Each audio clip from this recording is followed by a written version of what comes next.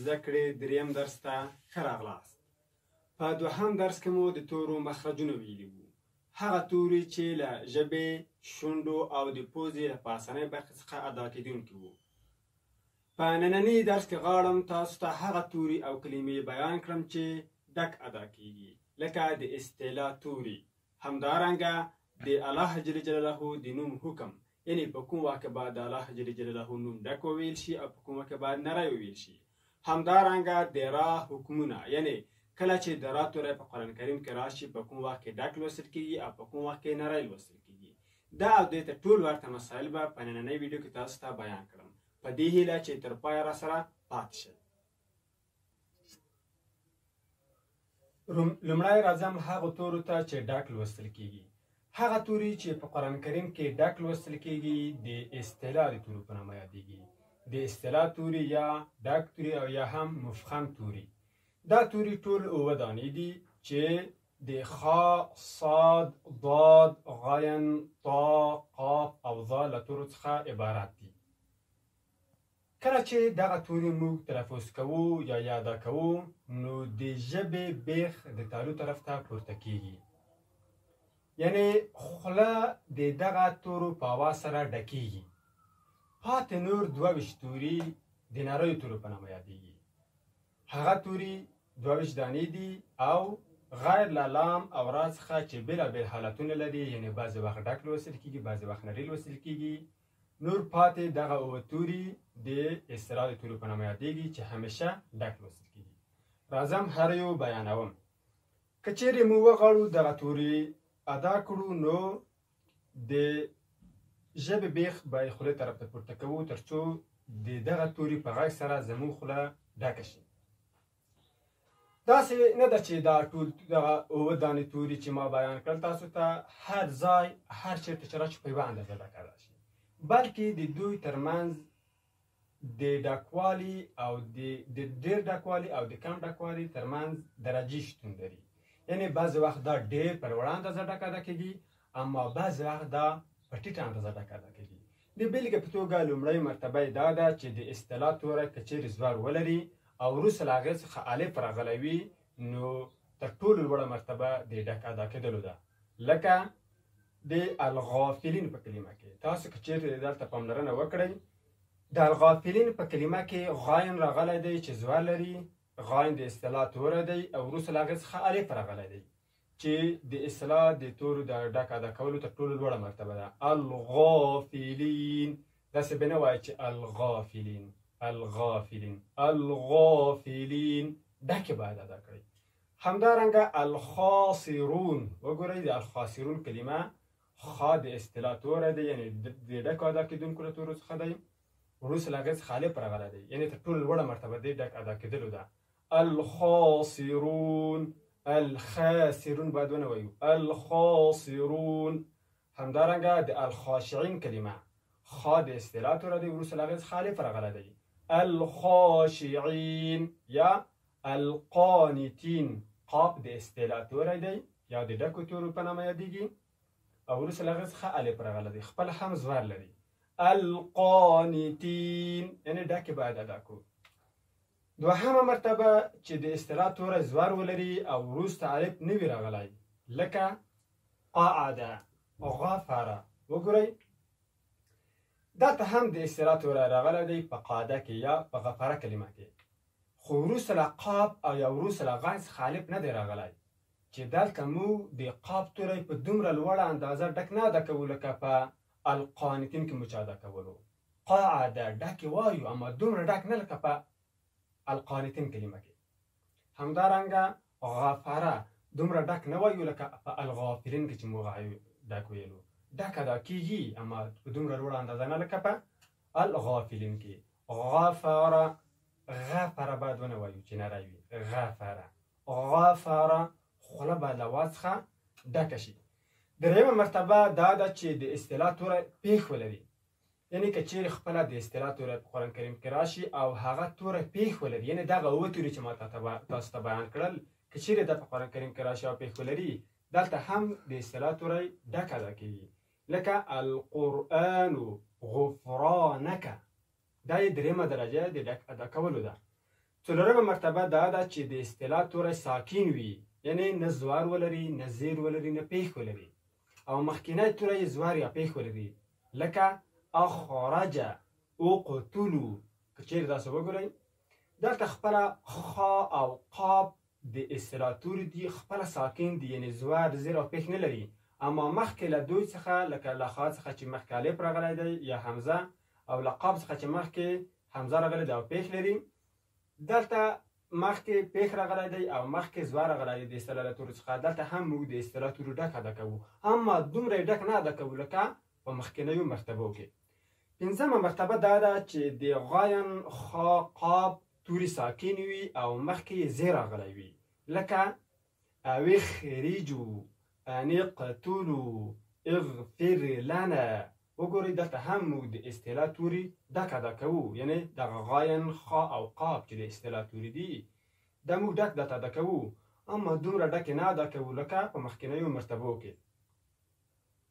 شپږمه مرتبه د اصطلاح په توري کې دا ده چې خپله د اصطلاح توره زیر ولري، لکه د خیفتن او تقیه په کلمه کې. خیفتن، تقیه، یعنی دومره ډک ادا نشي چې خیفتن، یعنی خپله د خا ډک ادا کېدونکی توره دی، اما دلته چې زیر لري دومره باید ډک ادا نشي لکه په زوار کې یا هم په پیښ کې او یا هم کله چې د اصطلاح له توري څخه وروسته الف راغلی وي. دا و د اصطلاح توري چې ټول اووه توري وو چې د ډکو دا کېدونکو تورو په نامه سره یادېږي. هر چېرته په یوه اندازه ډک نه ادا کېږي، یعنی حالتونه یې مختلف دي. که چېرته زوار ولري یو رقم ډک ادا کېږي، که چېرته پیښ ولري بل رقم ډک ادا کېږي، اما که چېرته زیر ولري بل رقم ډک ادا کېږي. غیر له اصطلاح تورو څخه نور ټول دوه ویشت توري چې د هجا یا الفبا د تورو په نامه یادېږي هغه ټول نري ادا کېږي. دا توري د مستعفله تورو په نامه یادېږي یا د نریو تورو په نامه یادېږي. کله چې موږ دغه نري توري ادا کوو د ژبې بیخ ټیټ پاتې کېږي یا خپله ژبه ټیټ پاتې کېږي له تالو څخه، یعنی خوله په هوا سره ډېره نه ډکېږي د دغو تورو د ادا کولو په وخت کې. یعنی دغه پاتې دوه ویشت توري چې دي د دې تورو د ادا کولو په وخت کې خوله په پوره شکل سره په هوا سره نه ډکېږي، د ژبې بیخ د تالو څخه ښکته پاتې کېږي، پورته نه پاتې کېږي لکه په ډکو ادا کېدونکو تورو کې. تاسو پاملرنه وکړئ، زه دلته تاسو ته آیت شریف تلاوت کوم چې زه دغه توري څرنګه ادا کوم. بسم الله الرحمن الرحیم. وإذا خلو، تاسو پاملرنه وکړئ په خلو کې خا زبر لري، یعنی زور لري. خا د اصطلاح توری دی، یعنی دلته به ډک ادا شي، داسې ونه ویل شي چې وإذا خلو، وإذا خلو ډک ادا شي. اله الف همیشه نری ادا کېږي. الی شیاطینهم، وګورئ تا د اصطلاح توره دی اما زیر لري، یعنی شپږمه مرتبه ده چې کله چې د اصطلاح توره زیر ولري موږ ډک وایو، اما دومره ډک نه لکه زوار چې ولري یا پیښ چې ولري یا هم وروسته له هغې څخه چې الف راغلی وي. شیاطینهم قالو، وګورئ په قالو کې تر ټولو لوړه مرتبه د ډک ادا کولو ده. وګورئ قاف د اصطلاح توره دی ډک ادا کېږي.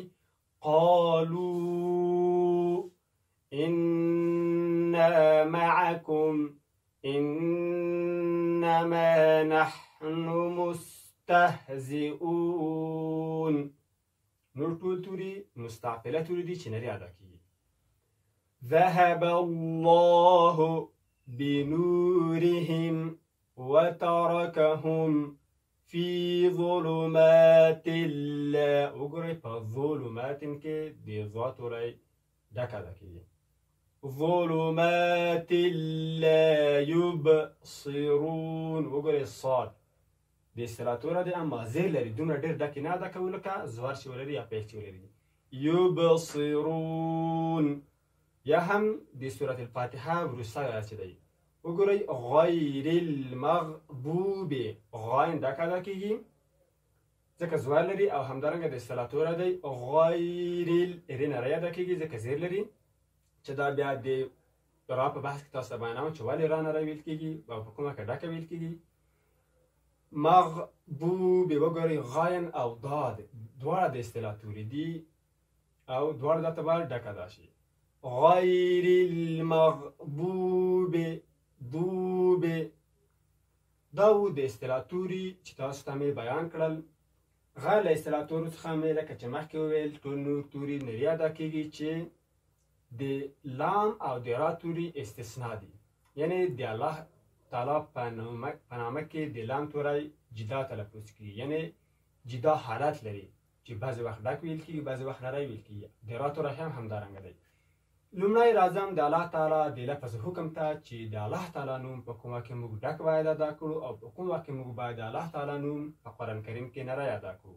یعنی که چیرې موږ قرآن کریم تلاوت کوو، په کوم وخت کې کله چې د الله تعالی توری ادا کوو، خوله مو باید په توري باندې ډکه شي، او په کوم وخت کې باید خوله زموږ په توري باندې ډکه نه شي. راځئ چې په ګډه سره یې بیان کړو. کله چې د الله تعالی د لفظ څخه وړاندې توری زور یا پیښ ولري، نو د الله جل جلاله لفظ ډک لوستل کېږي، لکه من الله، نصر الله. دلته که چیرې تاسو پام وکړئ وګورئ، په من الله کې د الله تعالی نوم راغلی دی او د هغې څخه مخکې نون زور لري. نو د الله تعالی نامه څخه مخکې چې زور راشي، نو د الله تعالی نوم موږ ډک ادا کوو. یا په نصر الله کې د الله تعالی له نامه څخه مخکې د را توری راغلی دی او د را توری هم پیښ لري. یعنی داسې نه وه چې من الله یا نصر الله، نصر الله، من الله، من الله، نصر الله. دا توري د ډکو ادا کېدونکو تورو په نامه یادېږي په هغو وخت کې چې مخکې له هغې څخه زور راغلی وي. یعنې د الله تعالی په نامه کې لام په هغو وخت کې ډک ویل کېږي چې مخکې له هغې څخه زور یا پیښ راغلی وي. اما په هغه وخت کې د الله تعالی نوم نری ادا کېږي چې د الله تعالی له نامه څخه مخکې زیر راغلی وي. یعنې په هغه وخت کې موږ د الله تعالی نوم نری وایو، لکه بالله، لکه اعوذ بالله. وګورئ د ب توری د الله تعالی له نامه څخه مخکې راغلی دی، هغه زیر لري، یعنې زور یا پیښ نه لري. که زور یا پیښ لرلی موږ ډک ویلو، اما اوس دلته زیر لري، بالله وایو. داسې نه وایو چې بالله، بالله سم نه دی، بالله نری وایو. همدارنګه لله، مخکې له هغې څخه زیر راغلی دی له نام نه. یا بسم الله، په بسم الله که وګورئ د الله تعالی له نامه څخه مخکې زیر راغلی دی، نو موږ د الله تعالی نوم نری وایو، بسم الله الرحمن الرحیم. داسې نه وایو چې بسم الله، بسم الله سم نه دی، ځکه د الله تعالی له نامه څخه مخکې چې زیر راشي موږ د الله تعالی نوم نری وایو. یعنې په لفظ باندې یا د هغه توري چې کله موږ یاده کوو په هغه باندې زموږ خوله به ډکه وي او د ژبې بیخ د تالو طرف ته پورته وي. دا وه د الله تعالی د لفظ حکم. یعنې کله چې د الله تعالی نوم په قرآن کریم کې راشي، کله هغې څخه مخکې زیر راغلی وي نری وایو، او کله هغې څخه مخکې زور یا پیښ راغلی وي نو موږ یې ډک ادا کوو. راځم د را ډک او نري لوستل تاسو ته بیانوم چې د را توری په کومه کې موږ باید نری ادا کړو او په کومه کې باید ډک ادا کړو. د را توری هم بېلابېل حالتونه لري. که چیرې د را توری په قرآن کریم کې راشي او هغه توری زور یا پیښ ولري، نو د را توری ډک لوستل کېږي، او که چیرې زیر ولري نو نری لوستل کېږي. د بېلګې په توګه رجله یا ربما. وګورئ په ربما کې یا په رجله کې په دواړو کلمو کې د را توری په یوه کلمه کې زور لري او په بله کلمه کې پیښ لري. دواړه موږ باید ډک ادا کړو، لکه ربما، رجله. داسې ونه وایو چې رجله یا ربما، ربما باید ووایو، رجله باید ووایو. یعنې په را د ادا کولو په وخت کې زموږ خوله باید په غږ سره ډکه شي. همدارنګه که چیرې د را توری زیر ولري نو نری ادا کوو، لکه رجاله، رجاله نه وایو رجاله، رجاله، ځکه د را توری دلته زیر لري. اما بعضې وختونه راځي چې خپله په قرآن کریم کې د را توری راغلی وي خو نه زور لري، نه زیر لري، نه پیښ لري، یعنې ساکن وي. په هغه وخت کې موږ باید د قرآن کریم توری څرنګه ادا کړو؟ دلته موږ د را څخه مخکې توري ته ګورو. که چیرې د را څخه مخکې توری زور یا پیښ ولري نو د را توری موږ ډک ادا کوو، او که چیرې د را څخه مخکې توری زیر ولري نو په هغه صورت کې موږ د را توری نری ادا کوو، لکه القرآن، القريه. وګورئ د القرآن په کلمه کې را خپله ساکنه ده، اما دلته د را توری د را د توري څخه مخکې پیښ راغلی دی او دلته موږ د را توری ډک ادا کوو. القرآن، داسې نه وایو چې القرآن وایو. القريه وګورئ را موږ دلته ډکه ادا کوو ځکه د هغې څخه مخکې زوه راغلی دی. که چیرې دغه قاف زیر ولري موږ القریه وایو، یعنې ری نری وایو القریه. القریه اما اوس زوه لري القریه القریه یعنې ډکه یې ادا کوو. نور حالتونه هم لري د را توری. که چیرې د ساکن را څخه مخکې زیر وي خو عارضي زیر وي، یعنې د ضرورت په اساس هلته راغلی وي او اصلي زیر نه وي، نو هغه را هم ډکه لوستل کیږي. لکه امرتبو انرتبتم ارجعي. وګورئ انرتبتم نری نه وایو یا امرتبو نه وایو نری. دلته موږ د را توری ډک ادا کوو ځکه د را څخه مخکې چې کوم زیر راغلی دی دغه زیر اصلي زیر نه دی یا اصلي کسره نه ده، دغه عارضي یا د ضرورت په اساس زیر دی چې د ضرورت په اساس دلته راغلی دی اما اصلي نه دی. نو دلته هم د را توری موږ ډک ادا کوو. امرتبو امرتبو نه وایو. انرتبتم انرتبتم نه وایو. ارجعي ارجعي نه وایو. که چیرې له ساکن را څخه وروسته د اصطلاح توری په یوه کلمه کې راغلی وي نو را ډکه لوستل کیږي، که مخکې یې زیر هم راغلی وي لکه قرطاس المرصاد ارصادا. وګورئ که چیرې د را توری ساکن وي او د هغې څخه وروسته په یوه کلمه کې په بیلو کلمو کې نه په یوه کلمه کې د اصطلاح توری راشي لکه صاد لکه قاب لکه ظا لکه خا لکه غین او نور د اصطلاح توري. که چیرې دغه توري راشي نو دلته هم موږ د را توری ډک ادا کوو، که څه هم د هغې څخه مخکې زیر راغلی دی، یعنې په هغه قاعده باندې موږ عمل نه کوو چې هغې څخه مخکې زیر راغلی دی نو موږ باید رانری ادا کوو. دلته د اصطلاح توری ډک ادا کېږي نو د اصطلاح توري په خاطر موږ د را توری هم ډک ادا کوو لکه قرطاس. اما که چیرته دلته تا نه وای راغلی موږ را نری ادا کوله ځکه د هغې څخه مخکې زیر راغلی و، ځکه قاب زیر لري قاب زیر قی. اما دلته د تا توری راغلی دی په یوه کلمه کې له را سره، نو په همدې دلیل سره د قرطاس کلمه موږ ډکه ادا کوو. یا المرصاد دلته هم له را څخه وروسته صاد راغلی دی نو د صاد توری د اصطلاح له تورو څخه دی نو د را توری هم موږ ډک ادا کوو. المرصاد نه وایو المرصاد.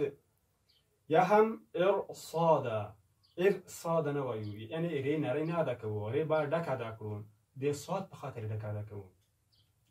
که چیرې له ساکن را څخه مخکې توری ساکن وي او د هغې څخه مخکې توری یعنې دریم توری زور یا پېښ ولري نو را ډکه لوستل کېږي لکه البحر القدر الفجر. وګورئ بعضې وخت راځي چې خپله را هم ساکنه وي او د هغې څخه مخکې توری هم ساکن وي، نو په هغه وخت موږ باید را څرنګه ادا کړو. په هغه وخت کې دریم توري ته ګورو، یعنې د شا څخه د را څخه وروسته توري سببو دریم توري ته ګورو چې هغه زوی لري زیر لري او که پېښ لري. که چیرې یې زور یا پېښ لرلو نو ډکه یې ادا کوو او که چیرې زیر ولري نو نری ادا کوو لکه البحر. وګورئ په البحر کلمه کې را ساکنه ده، د هغې څخه مخکې ح هم راغلی ده ساکنه ده، د هغې څخه مخکې با راغلی ده، نو د با توری زور لري نو موږ د را توری هم ډک ادا کوو. البحر البحر نری نه وایو. یا القدر القدر دلته هم را ساکنه ده، د هغې څخه مخکې در راغلی دی هغه هم ساکن دی، یعنې زور یا زیر یا پېښ نه لري او د هغې څخه مخکې قاف راغلی دی نو د قاف د توري په اساس موږ دا را هم ډک ادا کوو. یا الفجر په الفجر کې هم د را توری ساکن دی، د هغې څخه مخکې د جیم توری راغلی دی هغه هم ساکن دی، اما د هغې څخه مخکې فا راغلی ده، د فا په اساس موږ د را په توري هم قضاوت کوو چې ډکې باید ادا کړو. که چیرې را او د اصطلاح توري په بېلابېلو کلمو کې راشي د را توری نری ادا کېږي لکه فاصبر صبرا جمیلا. وګورئ بعضې وخت د را څخه مخکې زیر راغلی وي، وروسته له هغې څخه په یوه کلمه کې د اصطلاح توری راغلی وي چې ډکې ادا کوو. اما که چیرې دا په بېلابېلو کلمو کې راغلی وي، یعنې د اصطلاح توری په جدا کلمه کې وي اما را په جدا کلمه کې وي، دلته موږ را بیا نری ادا کوو لکه فاصبر صبرا. فاصبر ډکې نه وایو، فاصبر بر نری ادا کوو. فاصبر صبرا دلته په دوه خاطر چې د صبر کلمه جدا ده د فاصبر له کلمې څخه. که چیرې د را توری ساکن وي او د اصطلاح توری په یوه کلمه کې راشي او زیر ولري لکه فرقن وګورئ را ساکنه ده په فرقن کې اما د اصطلاح توری هم راغلی دی یعنی قاف په یوه کلمه کې راغلی دی یا د را څخه مخکې د صاد یا هم د تا توری راشي لکه قطرن وګورئ دلته را ساکنه ده د هغې څخه مخکې تا راغلی دی او په مصرن کې صاد را ساکنه ده د هغې څخه مخکې صاد راغلی دی اما د هغې څخه مخکې زیر راغلی وي لکه میم چې زیر لري یا قاف چې زیر لري لکه قاف قطرن کې قاف زیر لري او په مصرن کې میم زیر لري نو د را توری کولی شئ هم ډک ووایئ هم نری یعنی دلته تاسو خپل اختیار لرئ چې د قطرن کلمه یا د فرقن کلمه نری ادا کوئ او یا هم ډکه یعنی کولی شئ هم فرقن ووایئ هم فرقن نری ووایئ همدارنګه کولی شئ قطرن ووایئ همدارنګه کولی شئ قطر ډکې هم ادا کړئ د را توری نور حالتونه هم لري چې دلته زه په همدغه حالتونو باندې بسنه کومه په دې هیله چې د را د الله جل جلاله د نامه او د اصطلاح توري کې چې کوم مسایل بیان شول ټول مو زده کړي وي تر بل درسه پورې مو په الله جل جلاله سپارم ښې چارې ولرئ